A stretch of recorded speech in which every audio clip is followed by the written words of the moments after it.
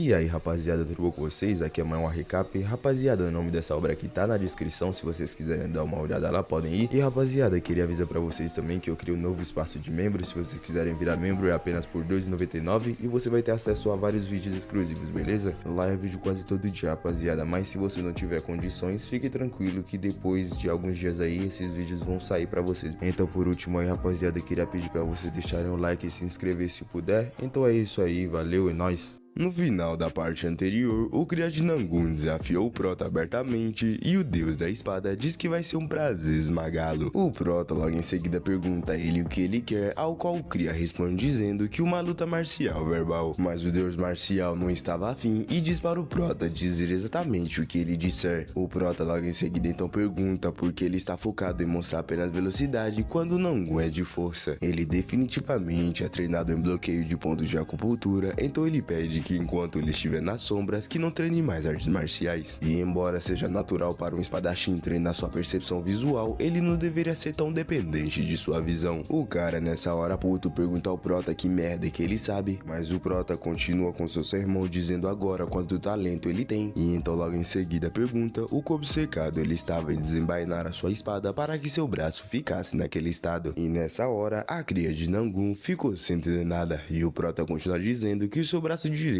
não é um pouco mais comprido. Ele aponta que seu músculo do ombro está inchado, apenas o ponto de acupuntura do portão da nuvem está desenvolvido. Ele diz que essa é uma característica típica de um espadachim obcecado em desembainar espadas. O Prota continua dando um sermão que nem você e eu vai entender porque fala tudo em artes marciais, e logo depois de dar todo esse sermão, o Prota pensava que estava frudido. Ele entrou muito nisso e disse tudo o que o deus da espada disse exatamente como ele disse. Ele se perguntava o que ele ia fazer agora se ele vai o bater. O Prota não entendeu o que Deus da espada disse, mas o Cria de Nangun entendeu. Ele se perguntava quando foi que ele começou a ficar tão obcecado, ele não conseguiu alcançar a sua velocidade. Essa pessoa possuía centenas de variações de técnicas de espada, o Monte Hua Jovem Dragão Shungun-So. Ele passou os últimos anos treinando enquanto levava o seu corpo ao limite e seu coração ficou mais sensível, áspero e brutal. E então logo em seguida, surpreendendo a sua irmã, ele fala formalmente com o Prota perguntando se seu nome era Shoui. Ao confirmar, o Cria de Nangun diz ao Prota que ele o repreendeu como um pai faria. E antes do Prota pedir desculpa, o maluco já diz para ele que ele não duvida mais das suas habilidades. Então, com base na hierarquia, é certo para ele o tratar como um mestre. Mas ele diz ao Prota que ele tem que entender que tudo que ele pode fazer é falar com ele formalmente, porque ele ainda é um jovem patriarca. O Prota em resposta diz para ele ficar de boa, o seu avô meio que o forçou a se tornar um discípulo. Enquanto isso, o San estava em choque lá atrás ao ver o jovem mestre da espada respeitando Shoui. Então logo em seguida ele foi encher o saco da cria de Nangun, mas ele apenas ignora ele indo com o Prota enquanto conversavam. E nessa hora então, desesperado, ele pensa que ele não podia deixar o seu relacionamento com o Prota acabar assim. Ele então logo em seguida diz ao Prota fazer ao menos isso para ele. O Prota diz para ele entregar aos seus contadores, mas ele diz que ele é 20 vezes mais rápido do que eles. Portanto, logo em seguida o Prota pede licença e vai fazer os cálculos. E então em apenas alguns momentos ele diz a resposta de 4.873 taels. Logo depois de pegar seu livro de volta do Prota, ele diz que vão se encontrar em outra hora e então mete o pé. E enquanto isso, o jovem mestre do clã Jegal que estava observando tudo em choque pensa que isso foi ridículo. E então logo em seguida ele rapidamente se levanta perguntando ao Prota como isso é possível e como ele fez isso. Ele diz que eram 82 itens com pesos diferentes, também eram mais de 36 mil quilos de item e 30 mil rolos de tecido. Então como foi que ele contou tudo isso mentalmente assim tão rápido? Por acaso ele é o deus dos cálculos? O jovem Wu pensava que mesmo na família Jegal que passou a vida aprendendo aritmética desde jovem, não havia ninguém que contasse tão rápido mentalmente. E então ele continua perguntando ao Prota o que foi que ele usou, já que ele não tinha nada em mãos. Ele pergunta se é cálculo escrito ou algum cálculo reverso. O Prota não sabia como explicar a matemática moderna para ele. A maior diferença entre a matemática moderna e a aritmética simples central é o conceito de zero. Mesmo que haja muitos itens que precisam ser calculados, ele pode apenas facilmente usar expressões polinomiais de fatoração para calculá-los. Ele então logo em seguida pergunta que número ele daria se ele tentasse multiplicar 5 e nada. Ele então pergunta como que pode se multiplicar 5 por nada. Em resposta então, Prota diz que ele não pensou que nada poderia ser o número antes do 1. Ele que já estava acostumado com tudo ao contrário, ele diz que não é possível que nada seja um número. O Prota que sabia que isso aconteceria, diz pra ele deixar pra lá, mas o cara dizia para ele esperar para ele o dizer. Ele pergunta como que ele pode multiplicar 5 por nada, e em resposta o prota diz que o que não pode ser multiplicado permanece nada. O continuava não entendendo porque o 5 continuaria sobrando. Nessa hora o prota fica puto, chamando ele de cabeça de vento. Ao ver o correndo atrás do prota, que são uma família de conhecimentos, ele começa a alfinetar o moleque. E então, enquanto os dois se alfinetavam sem parar, a Soso logo em seguida diz para os dois pararem com isso, eles são tão infantis. Logo em seguida então, o jovem mestre do clã A também se aproxima para sentar, e o prota havia percebido que ele era. O prota tinha certeza que essa era a pessoa que ele viu quando ele visitou o clã A da Seta da Espada. Ele era Hua Seon-yon. O prota logo em seguida se apresenta como do clã Sho, e o cara faz pouco caso. E nessa hora então, o prota fica bem puto pensando que aquele merdinha nem se lembra de roubar todo aquele dinheiro da sua oficina. O Seon-yon já foi encher o saco da Soso, dizendo que nunca vai esquecer a performance da senhorita no passado. E a Soso, que o ignora, lembra de agradecer ao prota por seus ensinamentos, ao qual o prota em resposta diz que não foi nada. O cria de Nangun já foi perguntando à irmã se ela também lutou verbalmente com o prota, mas diferente do que ele esperava, ela diz que o prota o deu ensinamentos musicais de outro mundo. Ela diz que os sons e melodias estavam além desse plano. O que escuta isso pergunta ao prota se ele tem conhecimento na música também, ao qual o prota responde dizendo que ele é apenas um mercador que trabalha em uma oficina pequena. O já estava se perguntando quem era esse cara, com tantas conquistas marciais junto com as habilidades aritméticas já o deixaram impressionados, e agora música. E ainda por cima, a profissão dele é de comerciante. O maior lucro que ele recebeu em Heifei foi provavelmente ter conhecido o prota. Ele então logo em seguida, todo educado, entrega o leque dourado da Fênix do seu clã, diz que gostaria de convidar o prota como convidado de honra para o seu clã. Ele diz para o prota ir quando ele quiser, e eles vão tratar ele como se fosse ele. Nessa hora então, o cria de Nangun já ficou puto com o maluco, dizendo que o prota é pertencente ao clã Nangun. Mas em resposta diz quem disse que eles não poderiam convidar outras pessoas de outro clã como visitantes. E é claro que, como sempre, o maluco já estava preparado para brigar, mas em resposta o prota já diz que ele agradece a oferta, mas ele receia que não poderá aceitar. O nessa hora desanimado diz que pena, e o cria de Nangun tava todo feliz. Logo em seguida então, o cria de Nangun se despede do prota e então diz para os outros jovens mestres que eles podem vir juntos se eles quiserem também, pra ele tanto faz. E é claro que o Seon-yon já aceitou de primeira. O prota nessa hora então pergunta para ele se eles têm algum assunto urgente, ao qual o responde dizendo que no próximo mês eles vão participar de um evento em Hwazan. O prota já havia ouvido falar sobre isso antes. Uma vez a cada 3 anos, os discípulos de vários clãs se encontram para trocar diferentes tipos de artes, performances, lutas, e eles também participam de artes como performance da cerimônia de chá, escrita, desenho, música e atividades similares. Era um local onde você conseguia ver arte de diversas áreas. E logo em seguida então, o prota percebe alguma coisa quando ele disse o Azan. O deus da espada havia dito para ele que a sepultura da espada estava localizada próximo a Sun Seo, e o clã Azan está localizado próximo ao castelo de Sun Seo. Portanto, sem perder tempo, o prota pergunta se ele pode ir com eles, e já que ele é um convidado não previsto, ele vai arcar com as despesas da viagem, ao qual eles respondem felizes que é claro que o prota pode. Então, dias depois, enquanto eles se dirigiam para o Azan, o Yong-seon estava se gabando dos negócios da sua família, e o prota estava elogiando ele apenas um pouco, e ele já extraía tudo. Logo em seguida então, a carruagem foi parada com soldados lá fora dizendo que eles têm um problema. Eles dizem que é a gangue do Tigre Colossal. Então logo em seguida, o criado de Nangun já sai todo alterado perguntando o que esses cuzões querem. Mas logo depois de verem a bandeira, perceberam que não é aquele grupo. A bandeira do urso vermelho é o emblema dos famosos do Rei da Floresta, os Ursos de Ferro. Neste momento, os reis da floresta, seus discípulos e seus guarda-costas estão presentes aqui. Ao escutar o nome Ursos de Ferro, o criado de Nangun ficou em choque porque havia alguém com uma grande reputação que fazia parte deles. O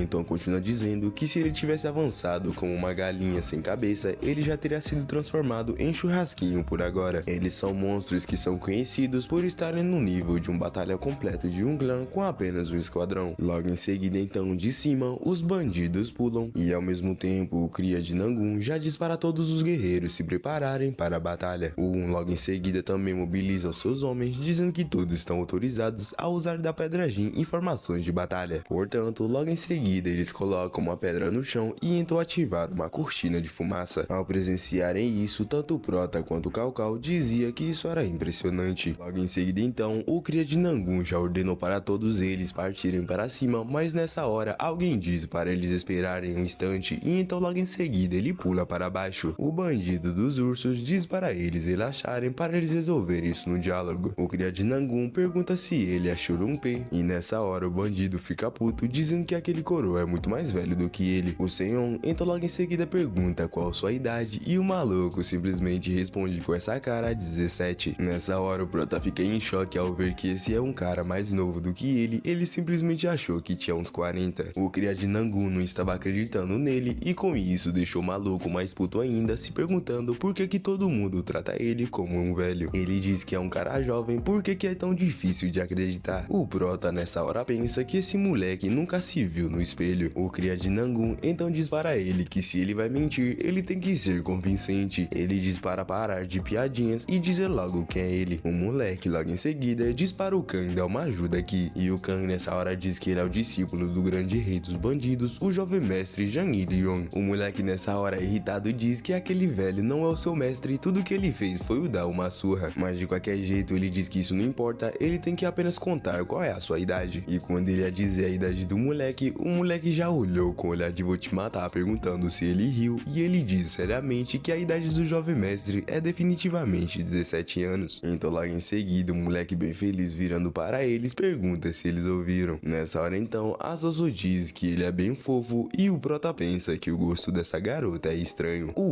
logo em seguida pergunta aos bandidos por que eles fizeram isso, suas ações realmente apresentaram intenções hostis e agressivas. O Kang em resposta diz que ele sabe que é idiotice iniciar um conflito com um dos maiores clãs dessa montanha. O então pergunta se ele sabe disso, então por que ele está fazendo isso? Em resposta ele diz que está apenas seguindo as ordens do rei da floresta de acompanhar o jovem mestre. O Ryong nessa hora então diz que o velho Kang não fez nada de errado, ele só entrou e fez aquilo e eles vieram todos correndo junto com ele. O então diz que precisa conversar com ele, o chamando de discípulo do rei da floresta. E novamente o Ryong fica puto dizendo que não é discípulo dele. Então logo em seguida, tratando ele pelo seu nome, ele diz que não importa quão imaturo ele seja, ele os ameaçou, portanto ele deve assumir a responsabilidade. Ele diz que eles tiveram sorte que pessoas de ambos os lados não terem se machucado ou morrido. Ele pergunta se ele acha que o Murin é uma piada. O Ryong, que se mostra muito esperto, supõe que se eles se aproximassem com dignidade e cortesia, ele pergunta se ele realmente acredita que eles, pessoas orgulhosos e dignos, teriam conversado com eles. A primeira coisa que eles teriam feito é apresentar as suas espadas. Eles perdem a noção no momento em que eles vê o sinal de um bandido. Em forma de elevar o nome desses orgulhosos clãs no poder que eles dizem ser, eles bagunçam tudo e os incomodam quando eles ficam entediados. Em resposta, o cria de Nangun diz que eles são perversos, é natural que eles devem ser destruídos. E então logo em seguida, ele já foi se preparando para atacar. O Prota nessa hora diz para ele esperar, já que o maluco tá querendo conversar, mas ele dizia que não havia necessidade. O Ryong logo em seguida diz que é por isso que preconceito é ruim e diz que eles bandidos seguem um código que eles não devem levantar as suas espadas às pessoas que não sejam do Murin ou das guildas dos comerciantes. Já se passaram 200 anos que o rei da floresta criou esse código. Nessa hora então, o Kang diz que eles não se importam com os códigos que eles seguem. Os clãs não ensinam aos seus descendentes que os bandidos têm os seus próprios códigos de conduta. Eles fazem isso porque os apresentando como perversos trará uma grande motivação para os seus estudantes. E também, eles não podem mandar as suas crianças irem para uma luta contra os guerreiros do Palácio do Demônio logo de cara. O cria de Nangun nessa hora diz que basta de bobagens e que comerciantes são cidadãos, suas raízes do mal não mudaram. O Ryong logo em seguida diz que se existe um único grupo de comerciantes em Junwon que não realizou fraude ou roubo, ele vai admitir que eles são perversos. O cria de Nangun em resposta pergunta se ele está tentando justificar os seus atos de ameaça e roubo e diz que não importa não mudar nada das atrocidades que eles fizeram. Em resposta, Orion diz: olha quem tá falando, eles não têm direito algum para falar algo depois de agirem como prostitutas atrás de dinheiro. Eles ferram as pessoas pelas costas e colocam as suas bandeiras por todo lugar porque simplesmente eles querem. E então, depois de tudo isso, eles que são perversos, ele acha que existe algum lugar que não esteja ocupado por eles em Hefei. O nessa hora então entra na conversa dizendo que conseguir as coisas honestamente e essas bandidagens que eles fazem são primeiramente bem diferentes. O Ryong nessa hora então começou a contar uma história. Era uma vez um homem rico que abriu uma grande pensão em Hefei. As coisas estavam indo bem para ele e ele estava recebendo em prata conforme os dias passavam. Ele pergunta a eles quem ele acha que foi o primeiro a colocar o pé e tomar o controle dessa pensão. Ele então continua dizendo que eles agem como raposas espertas, se vangloriando do seu poder que tem para controlar as pessoas. Se eles por acaso não fazem como requisitado, eles apoiam as pensões rivais e até envolvem um governo para pressionarem a fazer o que eles querem. Então é isso que eles chamam de métodos justos. Ele pergunta se o dono daquela pensão não era um cidadão. Julgando pela lógica deles, eles apenas deveriam ter desejado boa sorte para o negócio dele e ir embora. Ele pergunta para eles por que eles parasitam os cidadãos, deixando malucos sem palavras. O Rion então se empenha muito dizendo um monte de negócio e diz que para ele não existe diferença entre eles que roubam com as espadas e eles que lutam secretamente na escuridão por lucros egoístas. O Prota nessa hora pensa que esse moleque é bem inteligente, diferente daqueles musculosos normais. O Sábio Show diz que a lógica daquela criança é indiscutível, mas logo em seguida o Prota grita dizendo para o moleque que há um grande erro em suas palavras. Primeiro o Prota diz que aquele código não é absoluto, como os bandidos que espancam e matam cidadãos normais, e o seu pai foi uma das vítimas deles. Ele pergunta que se um código de conduta mais importante de uma guilda é tão fraco, se ele ainda pode chamá-lo de código de conduta. Até mesmo agora, enquanto eles podem estar conversando, pode haver algumas pessoas assaltando pessoas inocentes em nome dos bandidos. O Prota logo em seguida diz que eles não reconhecem os bandidos porque alguns deles não mudaram. O moleque já começou a gaguejar. O Prota continua lançando um monte de discursos sobre eles e ele acabou completamente com a raça deles. Após esse sermão, surpreendendo o Kang, o Rion diz que foi por isso que ele não queria se tornar um bandido. E então logo em seguida, ele tira a sua veste que representa ele como discípulo e ele diz que nem sabia o que significava. Ele manda os bandidos dizer para o velho que ele não é mais um bandido e então logo em seguida pede para se tornar um guerreiro do clã Nangun, surpreendendo o Cria Nangun. O Cria diz que é uma piada um bandido querer virar um Nangun, ao qual ele responde perguntando se ele não ouviu, ele não é mais um bandido. Enquanto isso, o Prota pensava, olhe do jeito que você olhe, ele é um bandido. O Rion continua pedindo para ele se juntar ao clã Nangun, mas o cara recusava. Com o Rion insistindo tanto, ele diz para ele o trazer uma carta de recomendação de alguém com ligação direta ao sangue Nangun. E então pegando ele de surpresa e deixando ele puto, a sua irmã já se disponibilizou para escrever a carta de recomendação. Em seguida, ele rasga a sua calça, entregando para Sosso, mas eles não tinham caneta, portanto, o Prota já entregou um. O Cria de Nangun, bem puto, deixa ele entrar, mas diz que vai deixar ele apodrecer para sempre na posição mais baixa possível. Então logo depois eles decidem ir embora, e enquanto isso os bandidos que estavam observando eles estavam todos com medo, porque se eles voltassem assim tendo perdido o discípulo do Rei da Floresta, eles iam apanhar pra caralho. Portanto, em vez de voltar e apanhar, o Kang decide segui-los. Então, alguns minutos depois, enquanto eles estavam dentro da carruagem, o